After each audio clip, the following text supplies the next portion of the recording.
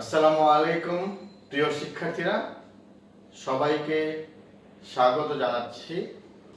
আমি মোহাম্মদ সামাদ খান, প্রভাষক, হিসাব বিজ্ঞান বিভাগ, ঢাকা কলেজ, ঢাকা। আশা করি তোমরা সকলেই নিরাপদেই আছো এবং বাড়িতে অবস্থান করছো। আমাদেরকে এই অতিমারী করোনার মধ্যে ক্লাসগুলো যথারীতি নিতে হচ্ছে এবং আমরা চেষ্টা করে যাচ্ছি যে আমাদের ক্লাসগুলো যথারীতি আর সুন্দর হোক, সাবলীল হোক। এবং আমি আশা করছি তোমরা সবাই বাসায় থেকেই ক্লাসগুলো উপভোগ করছো এবং যথারীতি যখন পরীক্ষা শুরু হবে ঠিক তখন তোমরা পরীক্ষা কেন্দ্রে যেয়ে ঠিক মতো পরীক্ষা দিতে পারবে এবং তোমরা পড়াশোনা চালিয়ে যাবে। প্রিয় শিক্ষার্থীরা, আজকে আমরা যে বিষয়টি নিয়ে একটু স্টাডি করব সেই বিষয়টি হচ্ছে ফিনান্সিয়াল অ্যাকাউন্টিং, বিবিএ সেকেন্ড ইয়ারের ফিনান্সিয়াল অ্যাকাউন্টিং। সেটির একটি চ্যাপ্টার অধ্যায়, সেটি হচ্ছে একটি topic accounting for liabilities long term, অর্থাৎ accounting for long term liabilities it's called bonds. Okay, এটিকে আমরা বাংলা ঋণপত্র বলি বা বন্ড বলি। বন্ডস পেয়েবল বা আমরা পদেও বন্ড বলি। অ্যাকচুয়ালি বন্ড কি? প্রিয় শিক্ষার্থীরা, আমরা জানি যে আমাদের সারা বিশ্বে যে যত প্রতিষ্ঠান রয়েছে, অর্থাৎ আমরা যৌথ মূলধনী কারবারি কোম্পানি প্রতিষ্ঠান বলি বা আমাদের সরকারি প্রতিষ্ঠান বলি বা যে কোনো প্রতিষ্ঠান বলি, স্বায়ত্তশাসিত বলি, অটোনোমাস বলি, এই প্রতিষ্ঠানগুলোর আমাদের কিছু আর্থিক জায়গা থেকে অক্ষমতা থেকে যায় বা আর্থিক সক্ষমতা সবসময় থাকে না। সেই সব মুহূর্তগুলোতে, অর্থাৎ আমাদের যখন তারল্য সংকট দেখা যায়, তখন আমাদেরকে কিছু অর্থ সেভ করতে হয় বা কিছু অর্থ আনয়ন করতে হয়, ফাইন্যান্স করতে হয়, অর্থায়ন করতে হয়। তখনই আমাদের bonds payable, actually bonds payable দরকার হয়। অর্থাৎ আমরা এটাকে বলি যে যখন কোনো প্রতিষ্ঠান সরকারি আইনের মাধ্যমে, অর্থাৎ আইনের মধ্যে থেকে যখন কোনো যৌথ মূলধনী প্রতিষ্ঠান কারবার জনগণ বা অন্য কারোর নিকট থেকে যখন কোনো অর্থ ঋণ হিসেবে গ্রহণ করে এবং তার ফলশ্রুতিতে তারা এই ঋণের বদলতে সেটি 5 বছর হোক 10 বছর হোক তারপরে একটি নির্দিষ্ট পরিমাণ সুদ সমেত ফেরত দিতে বাধ্য থাকে। অর্থাৎ তারা হচ্ছে চুক্তিতে আবদ্ধ হয়ে যে নির্দিষ্ট সুদ সমেত তারা সেটিকে ফেরত দেবে, সেটিকে আমরা সাধারণত বন্ড বুঝে থাকি। ওকে প্রিয় শিক্ষার্থীরা, তাহলে আমাদের মধ্যে যে বিষয়গুলো রয়েছে লং টার্ম বেসিস, অর্থাৎ আমরা এটিকে যেটি বুঝি যে 1 বছর বা ততোধিক, অর্থাৎ আমরা যেটি বুঝি যে বন্ড হচ্ছে পরিচালনার নিমিত্তেও আমরা এটিকে প্রকাশ করে থাকি। অর্থাৎ আমরা এই দীর্ঘমেয়াদী যে ব্যয়গুলো রয়েছে সেটা 1 বছর বা ততোধিক পরিচালনার নিমিত্ত, অর্থাৎ আমরা এটিকে কত বছর রান করব, কত বছর পর্যন্ত এটিকে রান করা যাবে সেই অনুযায়ী আমাদের বন্ডস তৈরি হয়ে থাকে। ওকে, অর্থাৎ পরিচালনার নিমিত্তে এটিকে আমরা স্পেসিফাই করতে পারি। তাহলে আমরা বলি যে তাহলে ডেফিনিশন অফ বন্ডস, তার মানে ডেফিনিশন কি?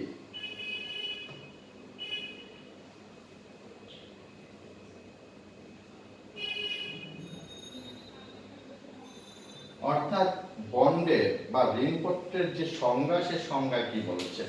আমরা বলেছি যে ঋণপত্রের সংজ্ঞায় যে আমরা সুদ প্রদেয়, অর্থাৎ আমরা কোনো কিছু জন্য আমরা ঋণ নিব, অর্থাৎ ঋণ নেয়ার জন্য আমাদের কি থাকবে, সেক্ষেত্রে আমাদের ইন্টারেস্ট স্পেসিফিক থাকবে। অর্থাৎ আমরা সেটিকে 10% বা 5% বা যত পার্সেন্টই বলি, এরকম আমরা বলতে পারি যে আমরা বললাম যে 10% 10% সুদে ইন্টারেস্টে আমরা 1 লাখ টাকা আমরা এটিকে পে করব। ওকে, তার মানে ইন্টারেস্ট আমরা যেটি করব সেটা হচ্ছে 10% ইন্টারেস্টে 1 লাখ টাকা আমরা পে করব। অর্থাৎ এই জায়গা থেকে যেটি প্রতীয়মান হয় আমাদের সেটি মাথায় রাখতে হবে যে বলা হয়েছে স্পেসিফাই করে দেওয়া আছে ইন্টারেস্ট রেট 10%, 8% বা 50% যেটি সেটা আমরা স্পেসিফাই করব। অর্থাৎ যখন কোনো কোম্পানি বা কোনো স্বায়ত্তশাসিত প্রতিষ্ঠান বা কোনো বিনিয়োগ বা লগ্নিকারী প্রতিষ্ঠান যখন জনগণের নিকট থেকে কোনো ঋণ গ্রহণ করবে এবং ঋণটি কোনো পার্সেন্টে এবং কয়েক বছর ব্যাপী হবে, সেটি 5 বছর বা 10 বছর, একটি স্থায়ী বা স্পেসিফিক বয়স বা বছরের জন্য হবে এবং ওই স্পেসিফিক বয়স বা বছরের পরে সে হচ্ছে আসল সহকারে সুদ সহকারে ফেরত দিতে বাধ্য থাকবে এবং সেটি অবশ্যই আমরা ইন্টারেস্ট যেটি বলি, সুদ বলি, এই সুদটি আমরা আগেও পেতে পারি, সেটি প্রতি বছর 6 মাস অন্তর অন্তর আমরা পেতে পারি।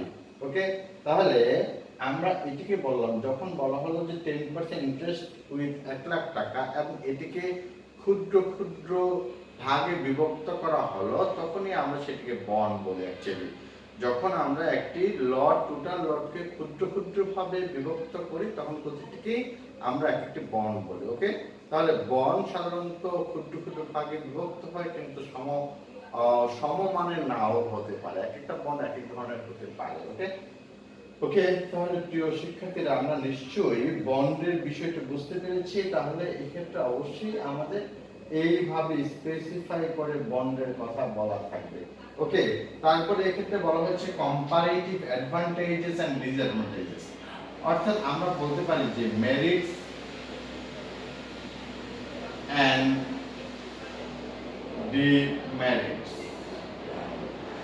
ওকে, তাহলে আমাদের যে এই সুবিধা বা অসুবিধাগুলো রয়েছে, আমাদের নিশ্চয়ই বন্ডের সুবিধা বা অসুবিধা রয়েছে, তাই না?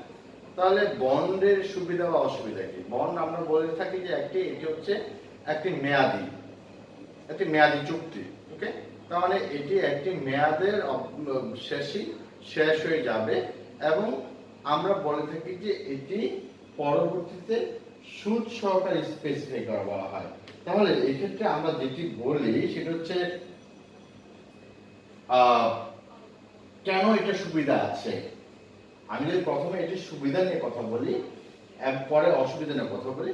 যে প্রথমে যদি আমি সুবিধা নিয়ে কথা বলি, সুবিধাগুলোর মধ্যে হচ্ছে আমরা প্রথমে বলতে পারি যে এক্ষেত্রে শেয়ার হোল্ডারদের কোনো ধরনের যেহেতু শেয়ার হোল্ডার বাড়ছে না, সেহেতু শেয়ার হোল্ডার কোনো ধরনের প্রভাব থাকে না, যেহেতু প্রভাব থাকে না সেহেতু তারা নির্দ্বিধায় কাজ করতে পারে। এটি একটি প্রধান আমি বলতে পারি সুবিধা। ওকে, দ্বিতীয় সুবিধা বলতে পারি যে ট্যাক্স রিবেটের ক্ষেত্রে, অর্থাৎ যখন ট্যাক্সেশন হবে তখন অবশ্যই আমাদের ইনকামের উপর ট্যাক্সেশন, অর্থাৎ আমরা খরচকে দেখাতে পারবো, অর্থাৎ যখন আমরা খরচকে বাড়িয়ে দেখাবো, ঠিক তখন আমাদের কি হবে, আমাদের তখন ইনকাম বেড়ে যাবে, অর্থাৎ আমরা ইপিএসটা আমরা বাড়িয়ে দেখাতে পারবো। ওকে, আর্নিং পার শেয়ার বেড়ে যাবে, সেটার একটি ফলাফল। আরেকটি বিষয় হচ্ছে শেয়ার প্রতি আয় বড় হবে, আমি সেটাই বলেছি যে সেই সাথে শেয়ার প্রতি আয়ও বেড়ে যাবে। ওকে, তাহলে অবশ্যই আমি বুঝতেছি যে আমাদের সুবিধাগুলো যেটা হচ্ছে সেটা আমি প্রথমে বলেছি যে শেয়ার হোল্ডার নিয়ন্ত্রণ কখনোই কোনো প্রভাব ফেলবে না, যেহেতু সেক্ষেত্রে ঋণপত্র বিতরণ করছে, সেক্ষেত্রে কোনো প্রভাব পড়ার কথা নয়, এবং কর হ্রাসকরণের ক্ষেত্রে অনেক বেশি প্রভাব ফেলবে। তৃতীয়ত হচ্ছে আমি বলেছি যে আমাদের যে ইপিএস, যে আমাদের আয়টাকে বাড়াবে। ওকে, তাহলে এটি একটি বিষয়। এবং ডিমেরিটস ক্ষেত্রে আমরা যেটি বলি যে এটি আমরা অসুবিধার ক্ষেত্রে বুঝি, সেটি হচ্ছে সাধারণত কি বলা হয় যে ডিমেরিটস, যেটি হচ্ছে আমরা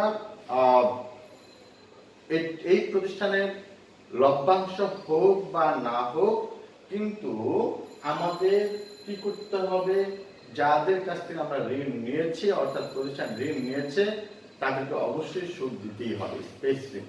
অর্থাৎ আমার সুদ যদি 10% হয়, লভ্যাংশ যদি তার নিচে হয়, তার লস হলো, ক্ষতি হলো, তাকে সেটি পে করতে হবে। এটি কিন্তু অসুবিধা। ওকে, সাধারণত আমরা বুঝে থাকি এটি যে ঋণপত্রের এক্সপেন্ডিচার কম হয় এবং লভ্যাংশ সাধারণত একটু বেশি হয়ে থাকে। ওকে, তাহলে প্রিয় শিক্ষার্থীরা নিশ্চয়ই বুঝতেই পারছো যে what are the merits and demerits of issuance of common stock, বা আমরা যেটা বলেছিলাম যে bonds। ওকে, তাহলে বন্ডের কথা আমরা বলেছি, এবার আমরা বলবো যে বন্ড আন্ডাররাইটিং। ওকে, bonds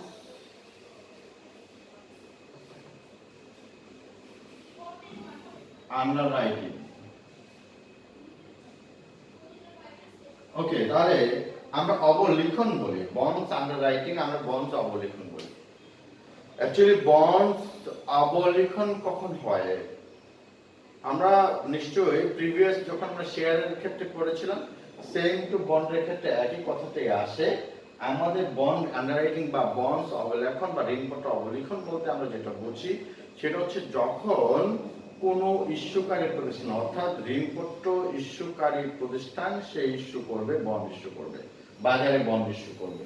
এখন বাজারে যদি সে বন্ড ইস্যু করতে চায়, সে যদি দেখা গেল যে 50 লাখ বা 5 কোটি টাকার সে বন্ড ইস্যু করতে চাইলো, 5 কোটি টাকার বন্ড ইস্যু করতে চাইলো, কিন্তু সে প্রপারলি সে 4 কোটি টাকার বন্ড ইস্যু করতে পেরেছে, সেক্ষেত্রে অবশ্যই তার 1 কোটি বন্ডের ইস্যু অর্থ উঠে নেয়, সেক্ষেত্রে অবশ্যই তার সেই উক্ত ইস্যুকারী প্রতিষ্ঠানের জন্য অনেক বেশি ক্ষতি হবে, কেননা সে নিশ্চয়ই প্রিলিমিনারি অনেক ধরনের এক্সপেন্স পড়ে থাকে এর পিছনে।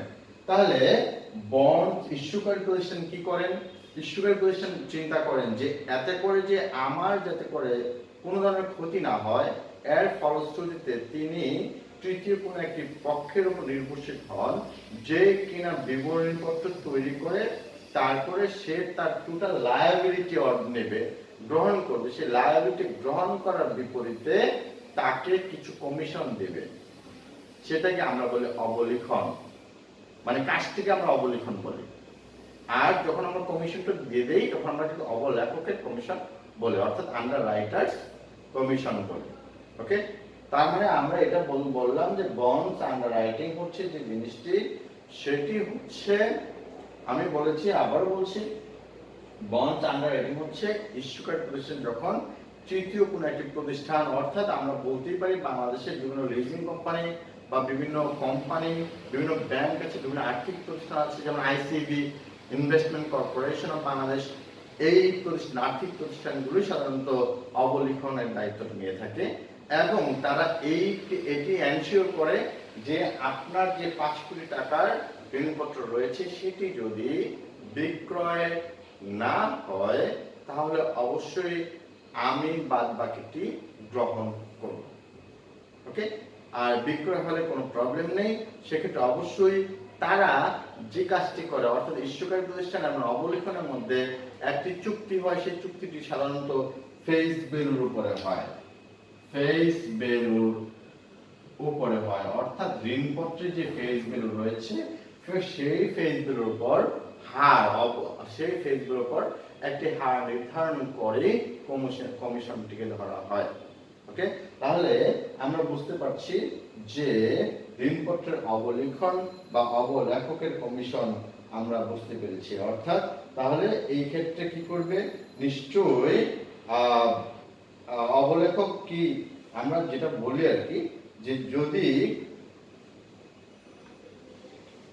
তাহলে অবশ্যই আমরা ডিরেক্ট সেল করতে পারি, অর্থাৎ ইস্যুকারী প্রতিষ্ঠান বন্ডকে ডিরেক্ট সেল করতে পারে অথবা অবলেখকের মাধ্যমে বিক্রয় করতে পারে, এবং সেটিকে আমরা যখন অবলেখকের মাধ্যমে বিক্রয় করা হয় তখন আমরা ইনিশিয়াল পাবলিক অফারিং ও বলে থাকি। Initial public offering, initial public offering আমরা বলে থাকি।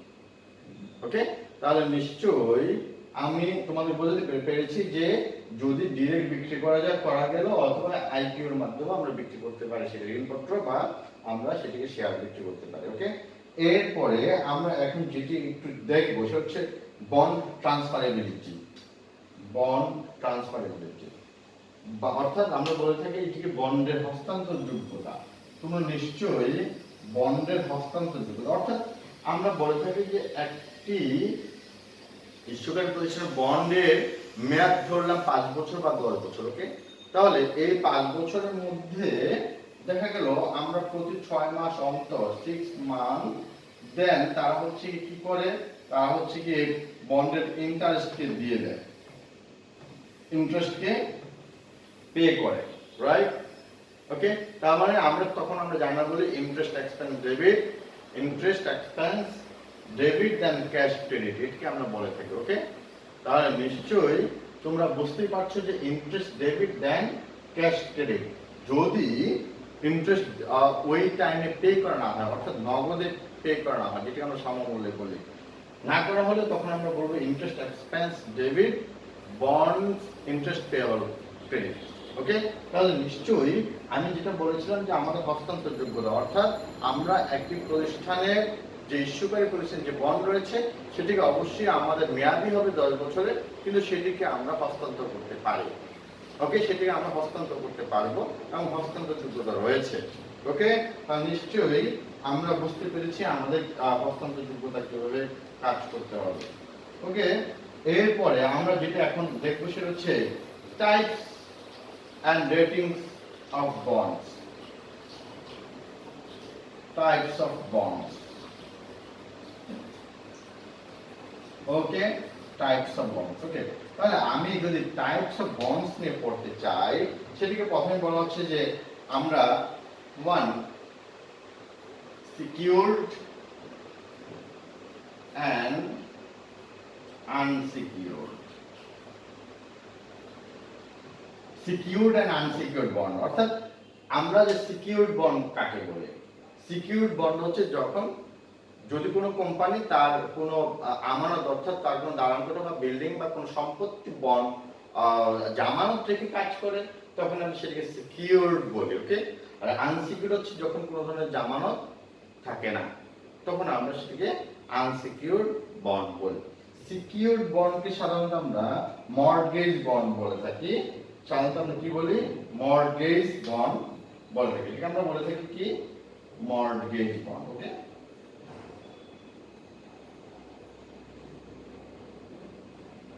আর আনসিকিউরড বন্ডকে আমরা এটাকে কি বলে থাকি? এটাকে আমরা ডিবেঞ্চার বন্ড বলি। ওকে, বা এটাকে অ্যাকচুয়ালি আমরা ঋণপত্র বলি,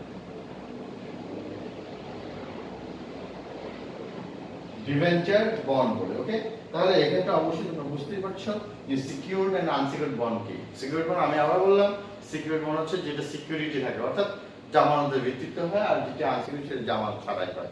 ওকে, তারপরে আমাদের দ্বিতীয়ত বলা হয়েছে যে টার্ম বেসড। আমরা বললাম কি? Term based. ওকে, মেয়াদি।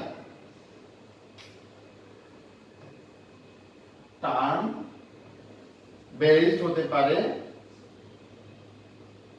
Serial কলেবল etcetera. ওকে, তার মানে আমরা বললাম যে এই ক্ষেত্রে মেয়াদি হতে পারে বা ক্রমিক অনুযায়ী ক্রমবাচক হতে পারে বা কলেবল। অর্থাৎ কলেবল বলতে আমরা যেটা বুঝি আর কি, যে কোনো বন্ডের যদি মেয়াদ না হওয়া সত্ত্বেও তার আগেই যদি কোনো ঋণপত্রের অর্থের জন্য তলব করা হয়, সেটাকে কলেবল বলে। অর্থাৎ কলেবল হচ্ছে যে কখনো তারা মেয়াদের পূর্ণতার জন্য ওয়েট করবে না, অপেক্ষা করবে না, তার পূর্বেই তারা তলব করার অধিকার রাখে, সেটিকে আমরা বলি কলেবল। ওকে, তারপর বলা হচ্ছে যে আমরা বললাম যে কনভার্টিবল। কনভার্টিবল অর্থাৎ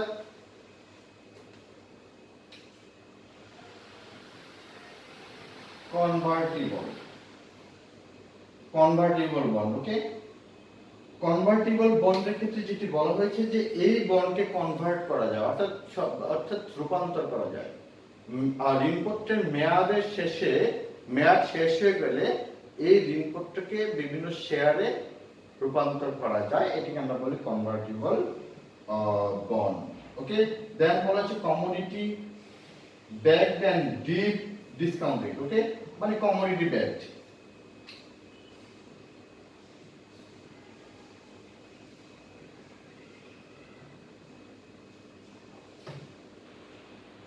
আর ডিপ ডিসকাউন্ট।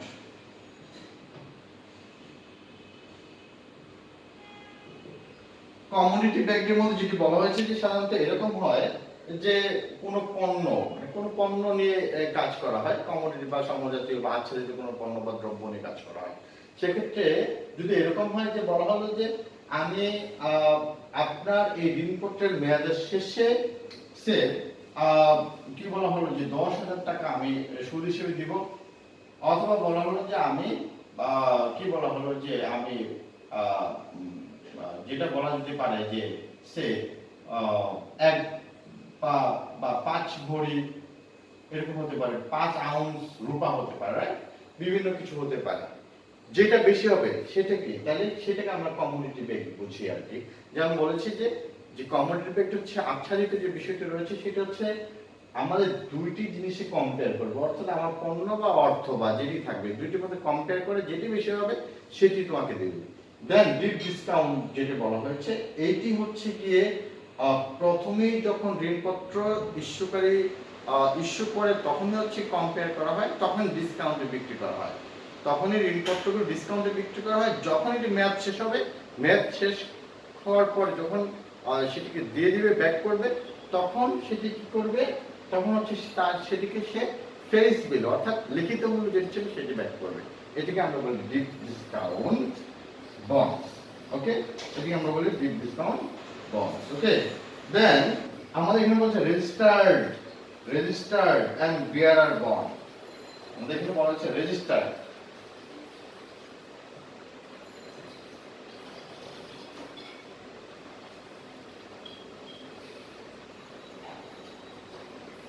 রেজিস্টার্ড আর বিয়ারার। ওকে, তাহলে আমাদের এখানে যেটি বলা হয়েছে রেজিস্টার্ড এন্ড বিয়ারার অর্থাৎ নিবন্ধনকৃত। আমাদের বাংলাদেশে আমরা নিবন্ধনকৃতই ঋণপত্র বেশি দেখি, অর্থাৎ যখন কোনো ইস্যুকারী প্রতিষ্ঠান যখন সে প্রথমে ঋণপত্র বিতরণ করবে ঠিক ওই অবস্থায় সে যাকে বিতরণ করবে তার নামে লিখে দেবে ওই ঋণপত্রগুলো। সুতরাং যখন তার নামে লিখে দিবে তখনই আমরা সেই ঋণপত্রগুলো রেজিস্টার্ড অথবা বিয়ারার বা বিয়ারার কুপন বা রেজিস্টার্ড বন্ডস বলে থাকি। ওকে, তাহলে প্রিয় শিক্ষার্থী তোমরা নিশ্চয়ই বুঝতেই পারছো যে তাহলে রেজিস্টার্ড বা নিবন্ধনকৃত ঋণপত্র কাকে বলে। নিশ্চয়ই নিবন্ধনকৃত ঋণটি হচ্ছে আমাদের বাংলাদেশে প্রচলিত। ওকে, তারপরে এক্ষেত্রে যেটি বলা হয়েছে যে income and revenue bond. Okay, income and revenue bond. Okay, তার মানে এক্ষেত্রে যেটি বোঝায় যে যদি কোনো ইস্যুকারী প্রতিষ্ঠান অর্থাৎ ঋণপত্রের বা ওই উক্ত প্রতিষ্ঠানের যদি ইনকাম হয়, আয় হয়, মুনাফা হলেই সে মুনাফার পরে সে হচ্ছে কি করবে, অর্থ দিবে অর্থাৎ সুদ প্রদান করবে। যদি মুনাফা না হয় তাহলে সে কখনোই সুদ প্রদান করবে না। ওকে, যদি মুনাফা দেওয়া না হয় তাহলে তখন সে সুদ প্রদান করবে না। ওকে, তো সেটি হচ্ছে মুনাফা বা আয় বন্ড। তারপরে বলা হচ্ছে participative and non participative bond. Participative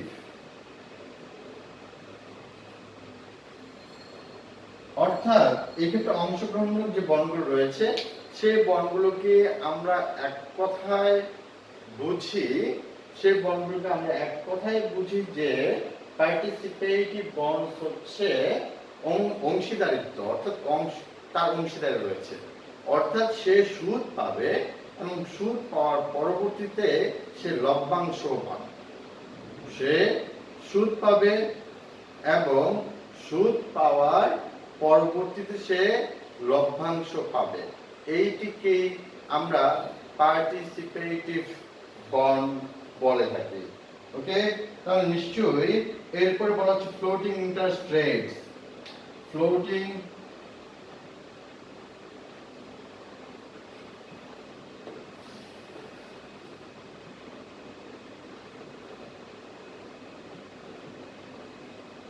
floating interest rate. Okay, তাহলে ফ্লোটিং ইন্টারেস্ট রেট হচ্ছে ভাসমান, অর্থাৎ আমরা আমাদের বাংলাদেশ নয় সারা বিশ্বে যে আমাদের বাজার অর্থনীতি বা আমাদের হচ্ছে মুদ্রাস্ফীতি এইগুলোকে চিন্তা করা হয় বা আমরা যেটি বলি ব্যাংক রেট বলি, ব্যাংক রেট। ওকে, তাহলে ব্যাংক রেটের ক্ষেত্রে যেটিকে আমাদের চিন্তা করতে হয় সেটি হচ্ছে যদি ব্যাংক রেট বাড়ে অর্থাৎ মুদ্রাস্ফীতি যদি কোনো বেড়ে যায়, মুদ্রাস্ফীতি বেড়ে গেলে তখন কি করা হয়, তখন হচ্ছে ইন্টারেস্ট রেটকে বাড়িয়ে দেওয়া হয়।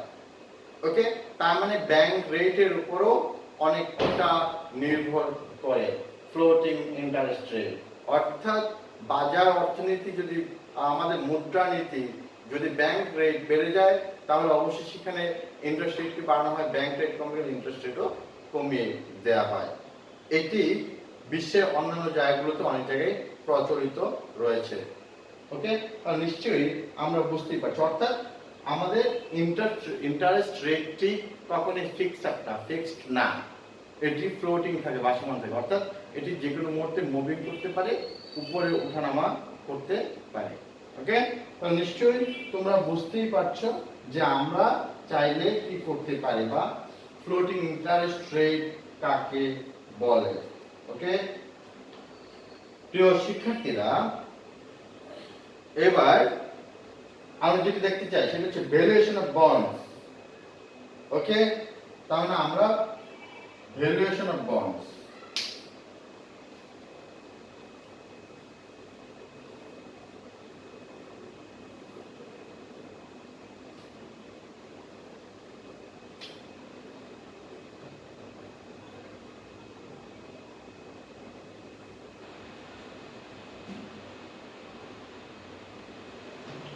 Valuation of bonds. Okay, okay, তাহলে এক্ষেত্রে যেটি বলা হচ্ছে ভ্যালুয়েশন অফ বন্ডস, অর্থাৎ discount and premium. Valuation bonds অর্থাৎ আমাদের যে ভ্যালুয়েশন, মূল্যায়ন, বন্ডস, ডিসকাউন্ট, প্রিমিয়াম। সাধারণত বন্ডের যে বাজার মূল্য ফিক্স আপ হয়, বন্ডের বাজার মূল্য নির্ধারিত হয়, এই বন্ডের বাজার মূল্য নির্ধারিত হওয়ার কয়েকটি বিষয় রয়েছে। আমরা যদি বলি এরকম যে এই ক্ষেত্রে আমরা বলে থাকি ক্রেতা ও বিক্রেতার মধ্যে যোগানের একটি বিষয় থাকে। এক নম্বরে ক্রেতা ও বিক্রেতার মধ্যে যোগান হতে পারে, আপেক্ষিক ঝুঁকি, তার মধ্যে রিস্ক ফ্যাক্টরটা কতটুকু রয়েছে সেটি একটি বিষয়, বাজারের অবস্থা, বর্তমান বাজারের অবস্থা কি, এবং সামগ্রিক অর্থনৈতিক অবস্থা। এই চারটি বিষয়ের উপরে কিন্তু বন্ডের বাজার দর বা বাজার মূল্য নির্ধারিত হয়ে থাকে। একটি বন্ডের বাজার মূল্য কেমন হবে। ওকে, তাহলে এক্ষেত্রে আমরা বুঝতেই পারছি যে আমাদের ক্ষেত্রে যেটি বলা হয়েছে যে চারটি বিষয়। একটিকে প্রথমে আমরা বললাম ক্রেতা ও বিক্রেতার মধ্যে যোগান, অর্থাৎ একটি পণ্যের কেমন যোগান রয়েছে, ক্রেতা ও বিক্রেতার মধ্যে যোগান। দ্বিতীয়ত বলেছি আমরা আপেক্ষিক ঝুঁকি, তৃতীয়ত হচ্ছে বাজারের অবস্থা, চতুর্থ হচ্ছে অর্থনৈতিক অবস্থা। এই চারটি বিষয়ের উপরই নির্ভর করে। ওকে, তাহলে এক্ষেত্রে আমরা যেটি বলি নরমালি ইস্যুকারী প্রতিষ্ঠানে কি করে একটি ঋণপত্রের বন্ডের ফেস ভ্যালু কত টাকা সেটা ফিক্স আপ করে, কিন্তু যখন বাজার মূল্য অর্থাৎ বায়ার যখন ফিক্স আপ করার চেষ্টা করে, বায়ার ফিক্স আপ করবে যে এই শেয়ার, এই ঋণপত্রের দাম এত টাকা হবে, ঠিক তখনই হচ্ছে গিয়ে দুইটি মূল্যের মধ্যে ভেরিয়েশন ঘটে। অর্থাৎ ইস্যুকারী কোম্পানি যখন তারা ফিক্স আপ করেছে, তারা নিশ্চয়ই তার নমিনাল যে রেটটি হবে সেই রেটটি তারা ফিক্স আপ করে। কিন্তু যখন বায়ার ফিক্স আপ করতে গেলে যখন দুইটার মধ্যে গ্যাপ হবে, অর্থাৎ সেই ফেস ভ্যালু থেকে যখন কম হয়ে যাবে, তখন আমরা সেটাকে বলি কি ডিসকাউন্ট, তাই না? ফেস ভ্যালু থেকে যখন কম হয়ে যাবে তখন আমরা ডিসকাউন্ট বলবো, আর যখন ফেস ভ্যালু থেকে এটি বেড়ে যাবে তখন সেটি আমরা প্রিমিয়াম বলবো, রাইট? প্রিমিয়াম। অর্থাৎ আমরা নিশ্চয়ই বুঝতে পারছি একটাকে আমরা অবহার বলে থাকি, আরেকটাকে অধিহার বলে থাকি, এবং যেটিকে আমরা বলি সমান হলে সেটা আমরা সমহার বলে থাকি, তাই না? তাইলে সমহারেই আমাদের কি হয়, ক্যাশের ব্যাপারগুলো ঘটে থাকে, কিন্তু অন্য কোনো ক্ষেত্রগুলোতে সাধারণত ক্যাশ বা হচ্ছে কি ধারে ঘটতে পারে। ওকে, তাহলে প্রিয় শিক্ষার্থীরা, আমি আশা করছি তোমরা এই জায়গাগুলোতে অবশ্যই কিভাবে ফিক্স আপ করতে হয় বা কিভাবে বাজার প্রাইস ফিক্স আপ হয় সেটা তোমরা নিশ্চয়ই জানো। এবং আমরা আমাদের যে বিষয়গুলো সেটা হচ্ছে যে নিশ্চয়ই এক্ষেত্রে আমরা যে সূত্রগুলো জানি যে আমরা কিভাবে একটি বাজারের মধ্যে বন্ডের মূল্যকে মূল্যায়ন করব, সেটি নিশ্চয়ই আমরা জানি। Present value equal FV divided 1 plus R whole N. Okay, তাহলে নিশ্চয়ই আজকে আমি জাস্ট তোমাদের আপাতত এই পর্যন্তই তোমাদের ক্লাস নিলাম বা শিখালাম, শেখানোর চেষ্টা করলাম।